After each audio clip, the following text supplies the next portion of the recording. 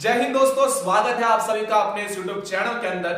आज मैं इस वीडियो के माध्यम से असदुद्दीन ओवैसी का एक बहुत ही पॉपुलर स्पीच है जो कि छत्रपति शिवाजी महाराज के इतिहास से रिलेटेड है और एज अ हिस्ट्री लवर मेरा यह कर्तव्य बनता है कि उस स्पीच को मैं ठीक से सुनूं और आप तक मैं राइट इंफॉर्मेशन प्रोवाइड करूं। वीडियो स्टार्ट करने से पहले मैं आप लोगों को बस इतना बता देना चाहता हूं कि इस वीडियो के अंदर मेरे पर्सनल ओपिनियंस नहीं है। मैंने बस इतिहास के फैक्ट्स को बताया है। जो लोग अपने पर्सनल ओपिनियन से हिस्ट्री को बताते हैं उनसे बस इतना कहना चाहता हूं कि यहां पे पर्सनल ओपिनियंस पे हिस्ट्री नहीं बताया जाता, बल्कि अपने फैक्ट्स पे हिस्ट्री को बयान किया जाता है। और कुछ लोगों का यानी कि पॉलिटिकल लीडर्स का तो काम ही है कि गलत हिस्ट्री को बताकर अपनी राजनीतिक रोटियों को सेका जाए। असदुद्दीन ओवैसी इन्हीं बातों के लिए जाने जाते हैं। तो चलिए उनके इस वीडियो को हम स्टार्ट करते हैं और रिएक्ट करते हैं उनके हर एक सवाल का जो उन्होंने हमसे पूछा है, यानी कि आरएसएस वालों से पूछा है। और एक एज आरएसएस का स्वयंसेवक होने के नाते हमारा यह कर्तव्य बनता है कि ओवैसी साहब को उनके ही भाषा में, इतिहास की भाषा में सवालों के जवाब दे। अफसोस तो मुझे इस बात का होता है कि बीजेपी शिवसेना की हुकूमत है, इख्तिदार इनके पास है रियासत में और बीएमसी में, इतना बड़ा बजट है मगर पैसा कहां खर्च होता है, अवाम का पैसा कहां इस्तेमाल किया जाता है। आज आप देखते हैं कि हिंदुस्तान के वजीर आजम मुंबई को आते हैं और 3,500 करोड़ का एक मेमोरियल छत्रपति शिवाजी के नाम का इफ्तिताह करते हैं। यहां पर एक बात बता दो कि छत्रपति शिवाजी मत बोला करो, it's Chhatrapati Shivaji Maharaj. Let's continue. हमको उससे इख्तलाफ नहीं है, हमको हरगिज उससे इख्तलाफ नहीं है, मगर हिंदुस्तान के वजीर आजम मुंबई को आए थे और छत्रपति शिवाजी बादशाह के ताल्लुक से बहुत बातें की।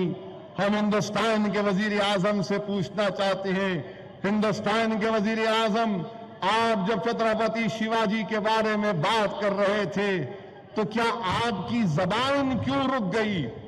आप ये क्यों नहीं कह दिए कि शिवाजी के साथ जो आगरा की जेल में जिस शख्स का नाम था, एक शख्स का नाम था मदारी महतर। ये मदारी महतर कौन था? ये मदारी महतर मुसलमान था, याद रखो, जिसने छत्रपति शिवाजी के लिए अपनी जान को कुर्बान कर दिया और शिवाजी से कहा कि आप आगरा के किला से चले जाइए। कुछ भी हाँ, माने जो मन में आए वो बता दिया जाएगा। ये मदारी महतर, पहली बात तो छत्रपति शिवाजी महाराज जब आगरा से निकले थे तो उसमें मदारी महतर का कोई किरदार नहीं था, कोई भी रोल नहीं था। उनका जो खुफिया एजेंसी था, जो बहिर्जी नायक उनके प्रमुख थे, वो ही काफी थे सब कुछ हैंडल करने के लिए। ये मदारी महतर जो नाम है, आप इतिहास के किसी भी पन्ने में लेके चले जाओ, आपको ये मदारी महतर नाम कब मिलेगा?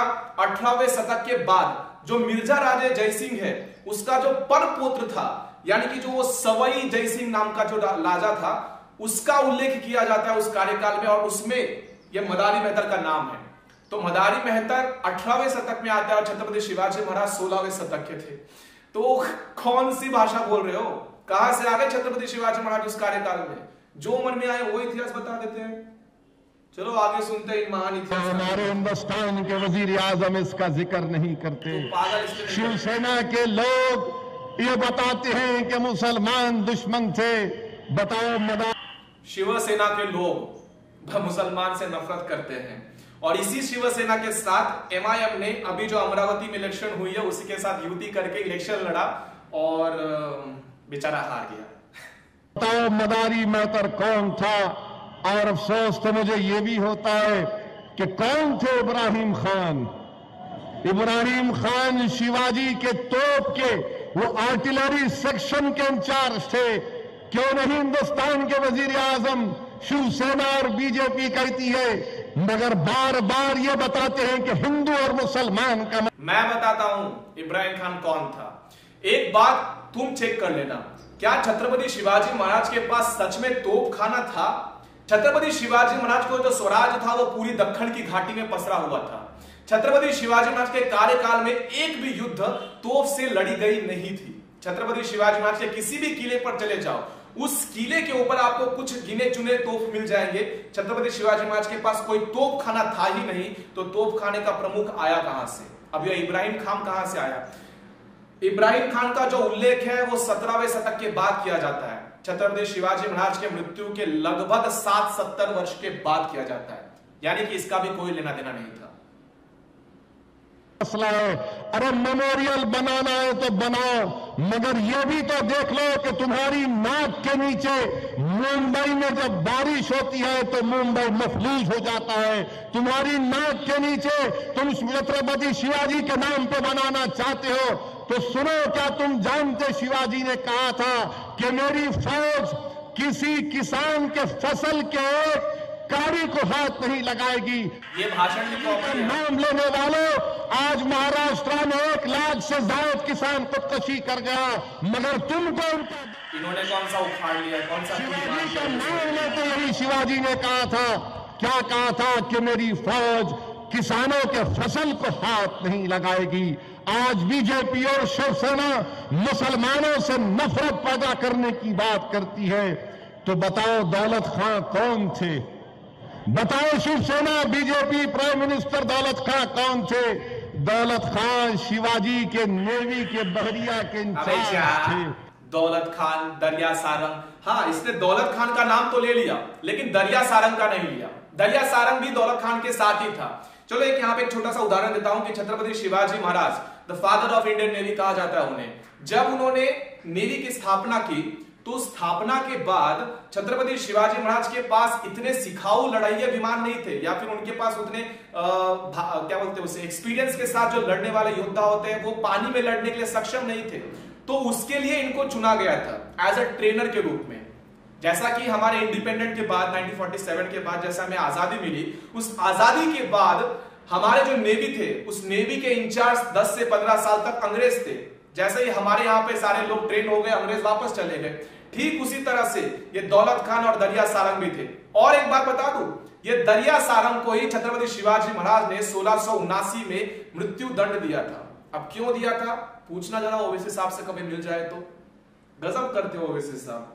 बताओ बीजेपी संघ परिवार के लोग, सिद्दी हिलाल कौन थे?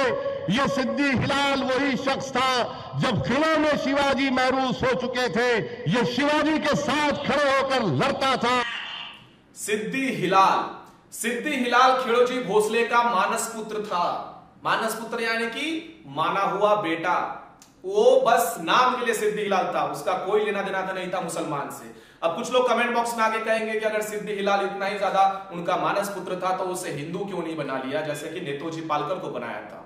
उस वक्त में ऐसा था कि अगर आप जन्म से हिंदू हो तो ही आप हिंदू हो सकते हो, आपको कन्वर्ट नहीं किया जा सकता।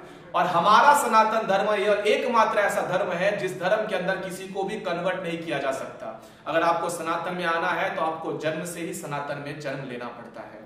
ये इसे कब समझ में आएगा।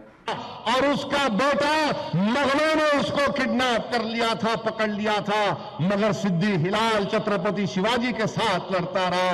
अरे बताओ वो सूफी कौन था जिसको शिवाजी जिसको मोहब्बत करते थे? याकूब खान था उनका नाम। मेरे अजीज दोस्त, याकूब बाबा के लिए लोग इतना भी कहते हैं कि छत्रपति शिवाजी महाराज ने मस्जिद बनाने के लिए भव्य इतना पैसा दिया था।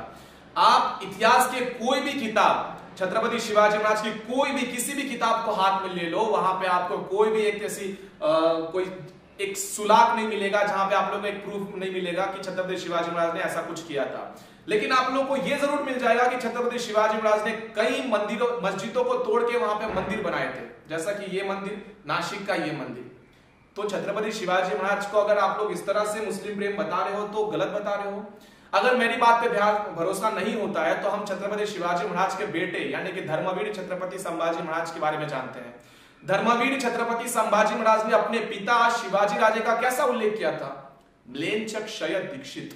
म्लेच्छ यानी कि जानते ही हो, क्षय यानी कि दीक्षा लेने वाला, मारने की दीक्षा लेने वाला। म्लेच्छ क्षय दीक्षित ऐसा वर्णन किया गया है छत्रपति संभाजी महाराज के द्वारा छत्रपति शिवाजी महाराज के लिए। म्लेच्छों को मारने का क्षय लेने वाला योद्धा। तो ये आपके लिए हिंदू अभिमान की बात नहीं है।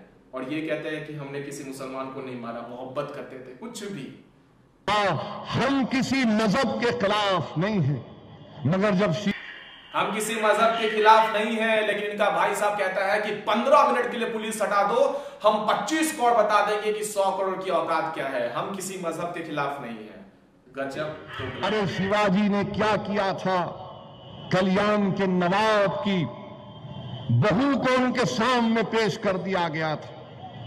पकड़कर किसी फौज में जंग में उस जमाने में पकड़ते थे तो छत्रपति शिवाजी ने कल्याणी नवाब की बहू को देखकर क्या कहा कि इसको देखकर मेरी मां याद आती है मुझे।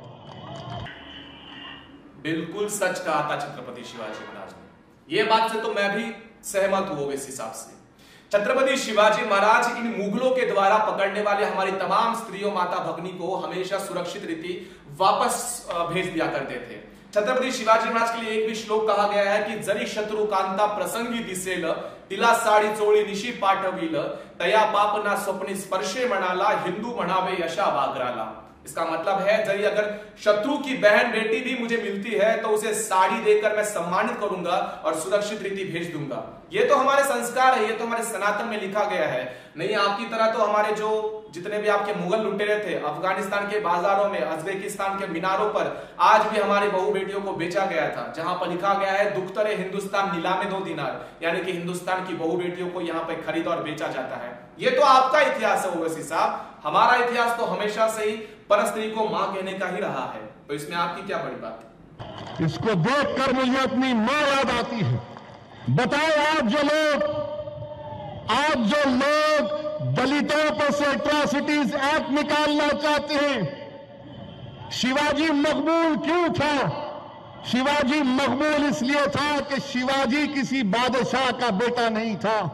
शिवाजी मकबूल इसलिए था, ताकतवर इसलिए था, लोग उस पर जान इसलिए देते थे कि शिवाजी ने कमजोर तबकात को अपने करीब किया, दलितों को अपने करीब किया। आज शिवाजी के भक्त महाराष्ट्र से दलित एट्रॉसिटी एक्ट को निकालना चाहते हैं, आप अंदाजा लगाइए। अब यहां पर मैं आपको बता दूं कि किस तरह से यह जातिवाद खोलता है। जातिवाद किस तरह से इसके अंदर पनपती है, इस वीडियो के माध्यम से हमने अच्छी तरह से जान लिया, समझ लिया। किस तरह से इन्होंने बताया कि छत्रपति शिवाजी महाराज ने पहले कमजोरों को एक साथ किया, दलितों को एक साथ किया। पहली बात, छत्रपति शिवाजी महाराज के स्वराज में जितने भी लोग थे उनमें ना कोई उच्च था, कोई नीच था, ना कोई नहीं था, ना कोई दलित था। वहां पे हर एक योद्धा सिर्फ और सिर्फ मावला था। छत्रपति शिवाजी महाराज ने तमाम जातियों को एकत्रित करके, मावलाओं को संगठित करके स्वराज्य की निर्मित की। लेकिन यहां पर इन लोगों की रोटी सिर्फ और सिर्फ राजनीति के अवसर को प्राप्त करना चाहती है। मैं यहां पर आप लोगों के लिए वीडियो इसलिए लेकर आया कि छत्रपति शिवाजी महाराज के पास कोई भी मुसलमान सैनिक कार्यरत नहीं थे। छत्रपति शिवाजी महाराज के पिताजी शहाजी राजे आदिल शाह के दरबार में सरदार की पर थे और आदिल शाह के दरबार में होने की वजह से ही छत्रपति शिवाजी महाराज के सैनिक में, यानी कि जब छत्रपति शिवाजी महाराज का स्वराज्य बना ही नहीं था 1657 से पहले, डेट याद रखिए 10 मार्च 1657, उसके पूर्व तक कुछ मुसलमान थे जो कि आदिल शाह के ही थे। लेकिन छत्रपति शिवाजी महाराज के स्वराज के निर्माण के बाद उनके सैनिक में एक भी मुसलमान नहीं था, एक भी नहीं। और जो लोग ये कहते हैं कि उनके मैं झूठ कह रहा हूं, मैं गलत कह रहा हूं, मैं आप लोगों को ओपन चैलेंज करता हूं इस वीडियो के माध्यम से कि कोई भी आकर मुझे यहां पे पुरावा दे, मैं आज के बाद कभी भी हिस्ट्री के ऊपर वीडियो नहीं बनाऊंगा।